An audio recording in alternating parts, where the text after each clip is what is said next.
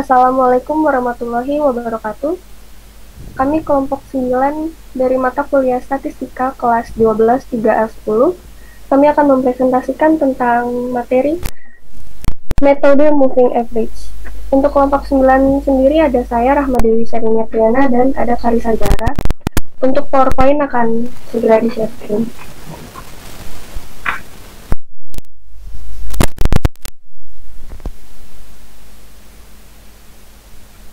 Baik, untuk Karisa Zahra, apakah sudah terlihat? Sudah terlihat. Baik, kita lanjut.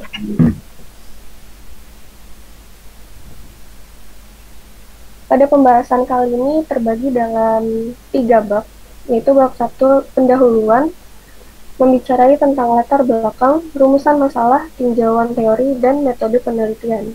Untuk bab 2 ada pembahasan, pengertian moving average, macam-macam moving average, analisis data dengan moving average. Lalu ada bab 3 penutup. Untuk bab 1 pendahuluan, yang pertama latar belakang.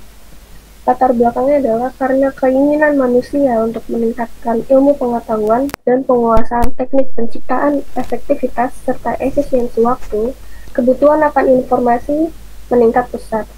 Manusia membutuhkan data dan mengkaitkannya sesuai dengan kebutuhan, kemudian data tersebut akan disajikan menjadi sebuah informasi. Tentunya harus memenuhi kelayakan dan nilai akurasi yang benar. Untuk itu diperlukan badan atau lembaga yang bekerja khusus di bidang pengumpulan informasi, khususnya pengolahan data yang hasilnya merupakan data kuantitatif, yaitu Lembaga Badan Pusat Statistika. Lalu kedua ada rumusan masalah. Yang pertama, bagaimana metode analisis menggunakan metode average dan data dalam berkala. Lalu yang kedua ada bagaimana penerapan metode analisis moving average tertimbang dalam data berkala. Untuk tinjauan teori sendiri, yang pertama kita gunakan yaitu data berkala. Data yang dikumpulkan dari waktu ke waktu untuk menggambarkan perkembangan suatu kegiatan. Lalu ada yang kita bicarakan di sini tentang garis kemiskinan. Yang pertama, garis kemiskinan atau GK merupakan penjumlahan dari garis kemiskinan makanan atau GKM dan garis kemiskinan non-makanan atau GKNM. Lalu yang kedua ada garis kemiskinan makanan atau GKM merupakan nilai pengeluaran kebutuhan minimum makanan yang disetarakan dengan kapita per hari. Lalu yang ketiga ada garis kemiskinan non-makanan atau GKNM adalah kebutuhan minimum untuk perumahan, sandang, pendidikan, dan kesehatan. Untuk metode penelitian sendiri, kami menggunakan moving average, yaitu metode yang digunakan metode peramalan perataan nilai dengan mengambil sekelompok nilai pengamatan, kemudian dicari rata-ratanya, lalu menggunakan nilai rata-rata tersebut sebagai ramalan untuk periode berikutnya. Lalu untuk bab 2 dan seterusnya akan dijelaskan oleh Karisa Jara, dipersilakan. Ya, baik, terima kasih. Di sini saya akan menjelaskan tentang bab 2, yaitu pembahasan. Yang pertama itu ada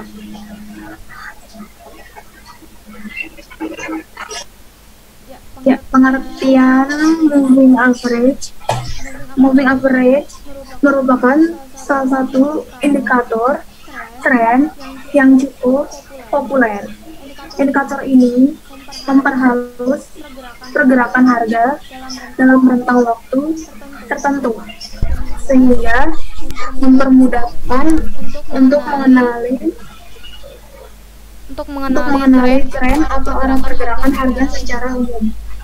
Moving average juga berfungsi sebagai support dan resistance, dinamakan demikian karena ia bergerak sesuai dengan pergerakan harga.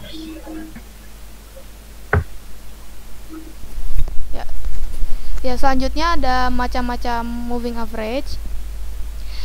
Yang A itu ada moving average sederhana, yaitu metode yang sering digunakan untuk meratakan deret berkala yang bergelombang adalah metode rata-rata bergerak. Dibedakan atas jumlah tahun yang digunakan. B. Moving average tertimbang. Pada moving average tertimbang, nilai yang digunakan untuk menimbang rata-rata bergerak adalah koefisien binomal. Misal, Jika periode bergerak yang digunakan adalah 4 tahun, maka koefisien binominal yang digunakan untuk menimbang adalah 1:2:1. Selanjutnya,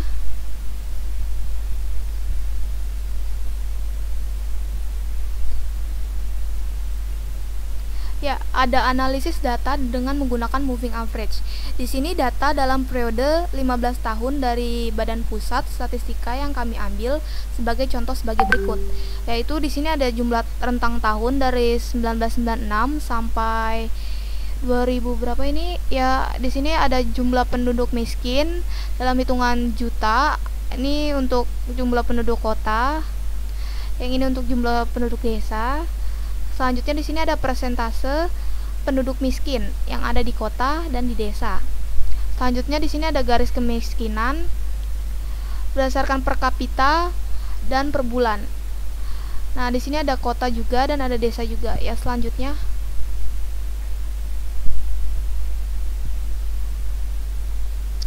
kita membahas bab 3, yaitu penutup, yang berisikan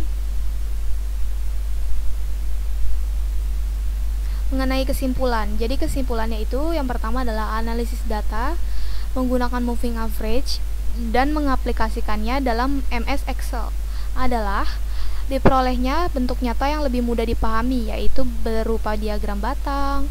2.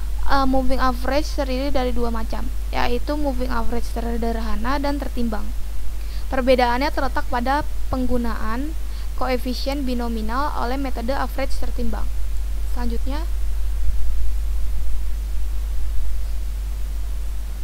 ada saran, yaitu yang pertama, untuk data yang perhitungannya terlalu luas, sebaiknya kita menggunakan aplikasi khusus yang jangkauannya juga lebih luas. Kedua, sebaiknya sumber data yang diambil memiliki kelengkapan data yang baik dan dilakukan pengelompokan data berdasarkan periode tertentu agar mempermudahkan kita dan saat pengambilan data lebih dimudahkan. Terima kasih. Saya kembalikan kepada moderator. Baik Kak Sejarah. Cukup sekian presentasi dari kelompok kami, itu kelompok 9 dari mata kuliah Statistika dari kelas 12 3A10 Universitas Nusa Mandiri Kampus Margonda. Kurang lebihnya mohon maaf. Wassalamualaikum